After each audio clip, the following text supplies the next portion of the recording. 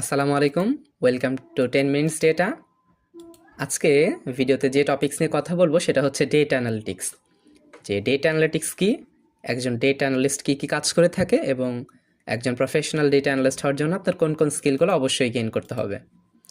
তো first of all আমরা জানি যে ডেটা অ্যানালিটিক্স কী। মনে করেন আপনার কাছে হিউজ ডেটা আছে, এখন ওই ডেটা থেকে আপনাকে হেল্প করবে বা আপনার বিজনেসের ডিসিশন মেক করতে হেল্প করবে এমন সব ডেটাকে ফিল্টার আউট করে বের করার যে প্রসেসটা, এটাকে আমরা বলবো ডেটা অ্যানালিটিক্স। তো এবার আসুন একজন ডেটা অ্যানালিস্ট কী কী কাজ করে থাকে। তো সিম্পলি একজন ডেটা অ্যানালিস্ট প্রথমে ডেটা সংগ্রহ করে থাকে, তারপরে ডেটাকে ক্লিন করে, তারপরে ডেটাকে বিশ্লেষণ করে সেই ডেটাকে ভিজুয়ালাইজ করে, যা আপনার বিজনেসে ডিসিশন মেক করতে সাহায্য করে।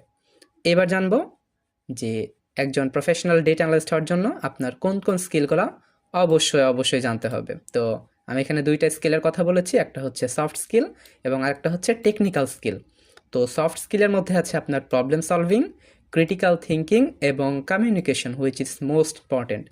এবং টেকনিক্যাল স্কিলের মধ্যে আছে আপনার এক্সেল, ডেটা ভিজুয়ালাইজেশন টুলস হিসাবে আপনাকে জানতে হবে পাওয়ার বিআই, একটা কোয়েরি ল্যাঙ্গুয়েজ হিসাবে আপনাকে জানতে হবে এসকিউএল এবং একটি প্রোগ্রামিং ল্যাঙ্গুয়েজ হিসাবে আপনাকে শিখতে হবে পাইথন।